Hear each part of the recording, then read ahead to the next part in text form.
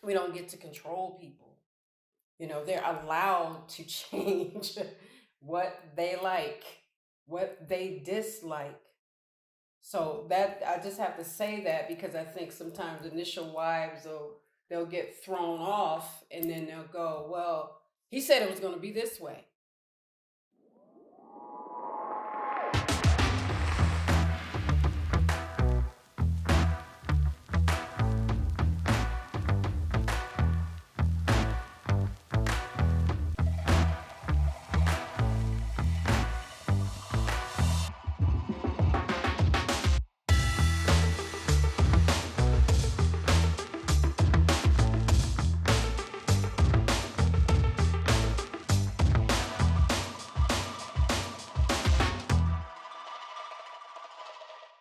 Assalamu alaikum, peace. I'm Coach Nazir.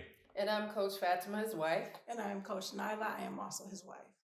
And we are the founders of Outstanding Personal Relationships, as well as the co-authors of Let's Talk Polygyny Uncensored. Yeah. So today we want to talk about something that many times gets confused. We hear a lot that sometimes a person is in a monogamous marriage and they're moving on along in life, and all of a sudden the husband changes and decides he wants to practice polygyny.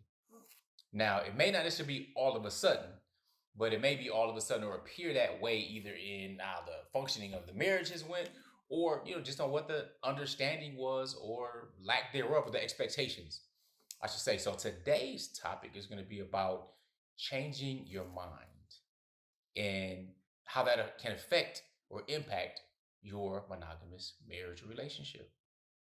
So who wants to start? Thought you were. You got 2 wives. Well, yeah, here's the deal. Sometimes people say, all right, look, you know what? If you're going to practice polygyny, then you should have already told the person you were married to or you were about to marry that before you even got married. Right. And it sounds good, but you know what? Here's the thing. We can't go back to the future. No. Okay, we can't time travel. Right. So it sounds good. Mm-hmm. All right, but like, for example, when I first got married, I was 19 years old. I wasn't thinking about polygyny at all. I'm just thinking about getting married, raising my family, everything. And on top of it, I didn't know anybody that was practicing it. I knew that it was something in our new religion, if you will, of Islam, but I knew nobody practiced it, so it didn't seem functional. It seemed like, oh, that's just something old they did back in the day. It was interesting and intriguing, no doubt, but I wasn't interested. But, so if you would have asked me at that time, are you interested in practicing polygyny? No, I wasn't interested in practicing polygyny. Did I see myself in practicing in the future? No, how could I? I didn't even see any other realistic examples. I did, though. I was like, no. I'm saying I saw him wanting to practice it in the future because older sisters told me that he'd want to. But it's wisdom from the elders, I'm telling you. Yeah, and I wish I had sat around him longer. Anyway, another thing about that, not wanting to, that didn't mean people in our community weren't practicing polygyny, though. We found out decades later that there were more than 1 or 2 families that had been practicing it for 20 plus years. We'd like to interrupt this video to let you guys know to make sure you are registered for the Women's Polygyny Masterclass. Yes, it's our 4-part Polygyny Masterclass with your coaches, Coach Nyla and Coach Fatimah. And we are going to talk about different things in preparing and thriving and growing in polygyny. Yeah, and your co-wife connection. Everybody asks us, so we're going to go there. We're going to talk about all those things. We really hope you guys join us. So make sure you click the link in the description and don't forget to register. We'll see you soon. Now let you get back to the video. And that's one of the secrets of successful polygyny is we let people know. A lot of times the most successful marriages that are involved in polygyny, they low key. It's none of your business. They take care of their families. They do their thing. You know what I'm saying? So we had to weigh that initially, whether or not we're just going to successfully continue to practice what we do, or we're going to really share with other people and become the resource that we wish we had when we first started it. Again, that's kind of what led to the birth here. But what say you? As far as having the right to change your mind? I mean, that's kind of what we're talking about and things like that. But I mean, as far as polygyny, here's the thing. It's a little different for me because I knew that polygyny was practiced in Islam, and I'm a convert. So it ain't different. We all no, I know that. No, what I'm saying is it wasn't even a thing about having the example of people practicing it before, you know what I'm saying, before saying that, oh, okay, it's a possibility or it's an option or something like that. Did you know anybody? Or whatever. I think I've had. Did you ever know anybody? No, I didn't. Okay. No, not at all. I read a book. I read a book, realized that it's a possibility. And that was that. Even though before I read this book, I knew that it was something only because people, when I was studying Islam or when I was looking to study Islam, people who weren't even Muslim, like, well, you know, a husband can have up to 4 wives, right? You know, it's bad. You know, so that's say it. That's like, duh. So I'm like, no, I didn't. That sounds interesting. I'll take a look at that because I didn't. You know, I was getting into studying because I felt I wonder why people believe what they believe. So that's, you know, that's a whole nother story for another thing of how I came to Islam. But because of that, I knew that it was a possibility. And being a single parent before and those type of things, I'm like, you know what? That's interesting that you have something that has something that can be regulated and that can actually assist and be better, you know, than, you know, just giving the options. You know, you have an option. That's that. But the interesting thing is that not having those examples of how it should be, you know, or what it may look like, the ups and downs of it, those type of things is what causes a lot of fear, a lot of uncertainty, a lot of those things, and especially even that part of changing the mind. And that's what I was getting into, as far as I feel sometimes the changing of the mind is put out there as a privilege for some, where a woman can easily say, well, I changed my mind. And usually it'll go through like, okay, whatever, because it seems as though that women can be emotional or fickle or whatever. And so it's okay. And that seems to be that's where changing the mind gets put into play, where it's like, oh, they're fickle with it, or, you know, they're emotional, so it's okay that, you know, they do that. However, changing of the mind is just a normal thing of life. You know, people may see something different. They may learn something different. They may grow a different way, or they may, you know, come across some information that they didn't have before. And we all have that opportunity and that right to change our minds.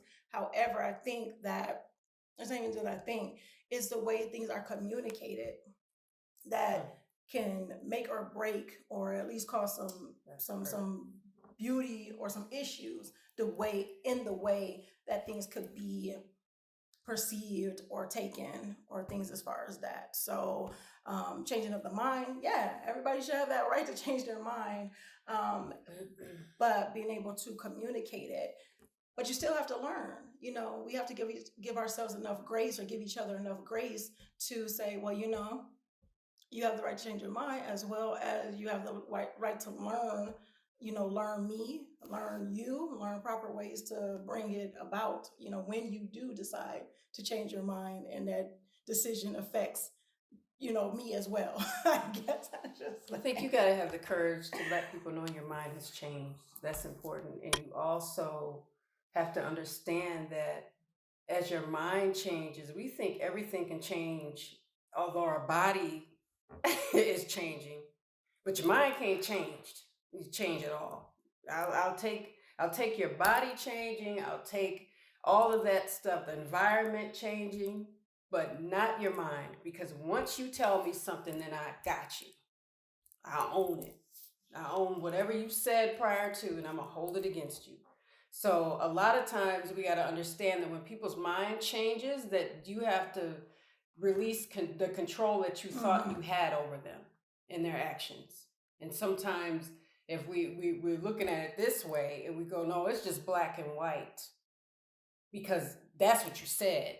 And we don't understand, because sometimes we're just so young and we don't have the tools, or we're older and we don't have the tools, that people their body starts to mature, their mind might start to do the same thing, and then they make other choices based off of course, education, based off of, maybe it's just placed in their heart by the Creator for them to change, or to want to be more, or have a more in-depth view of their specific life. Because change, if the husband says, well, I didn't want to do it when I was 19, but I want to do, practice polygyny when I'm 35, we'll go midlife crisis. I know that was said to me. Midlife crisis, because crisis is chaos. And when you don't have the courage to do the things and communicate what you want to do, we got to go, okay, courage takes what? Courage takes a voice. Courage takes the tools. Courage takes support. Courage has to have compassion and understanding. It has to have so many things for the environment to be right for courage to show up. So if you got the courage, but you don't have the support, then it gets kind of ugly and then it gets lost on you. You want to say something, but then maybe you don't have the support to say things. That can go with men, that can go with women in polygyny. But we have to understand that when someone changes their mind, we must release the control that we thought we might have had in this situation. We don't get to control people. They're allowed to change what they like, what they dislike. So that I just have to say that because I think sometimes initial wives they'll get thrown off and then they'll go, well, he said it was going to be this way. Well, a lot of people said a lot of things to us were going to be a certain. Our own parents told us and promised and said, and things change. And things change. My stepmother said, well, your dad left me here because he died. And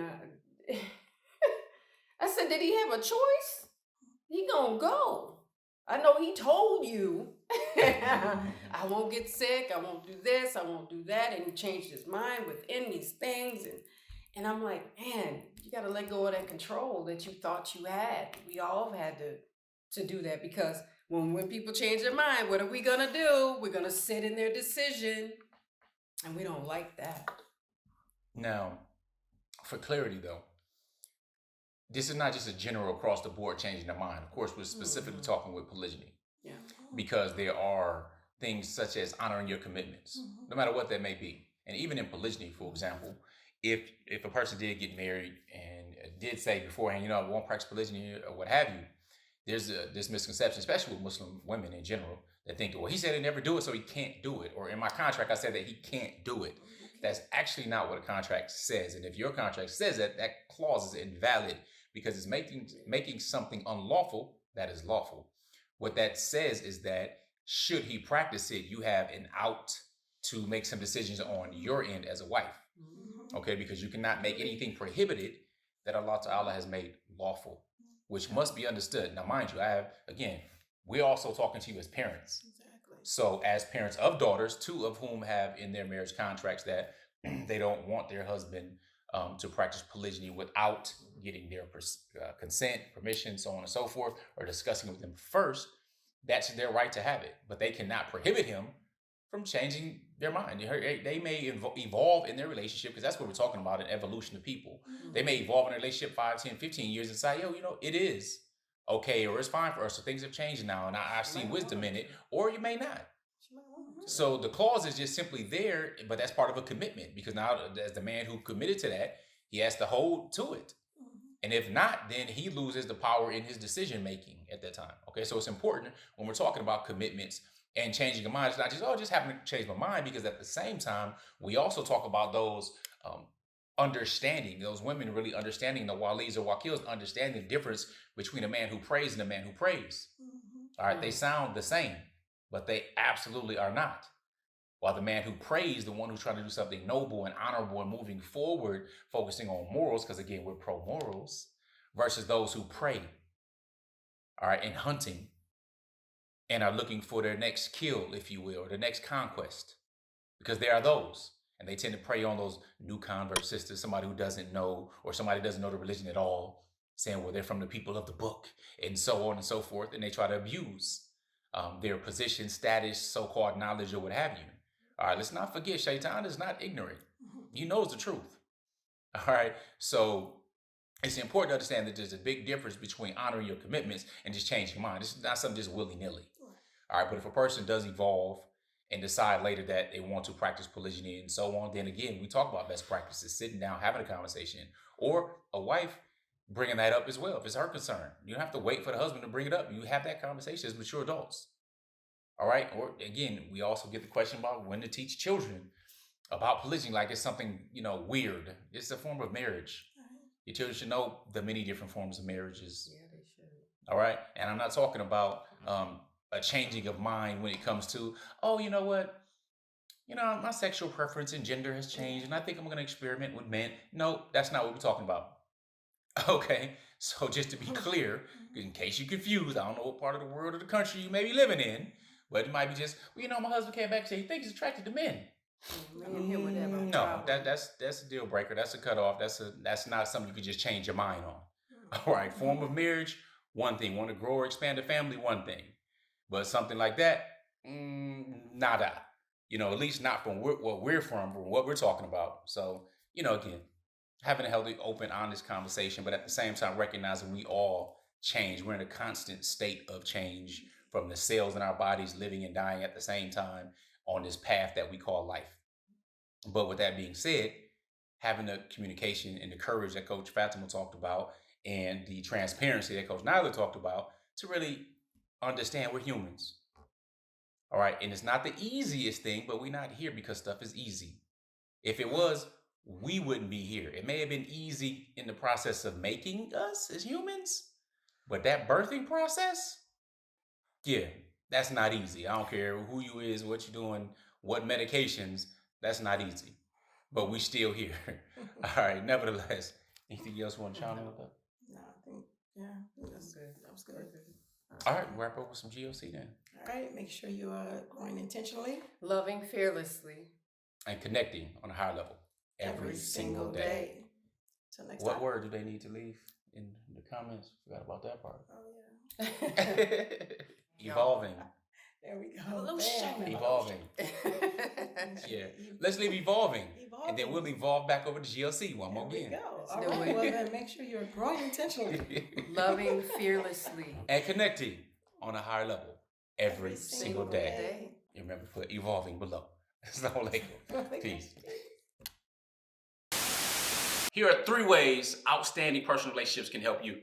Make sure you guys are following us on our social medias at Outstanding Personal Relationships on YouTube and Facebook, and on IG at Outstanding Relationships, and also Clubhouse under our names.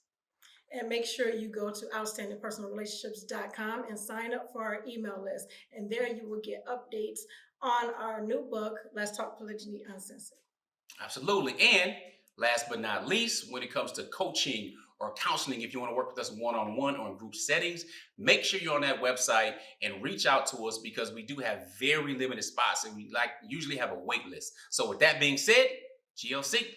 Make sure you are growing intentionally. Loving fearlessly. And connecting on a higher level every single day. Assalamu alaikum. Peace. Peace.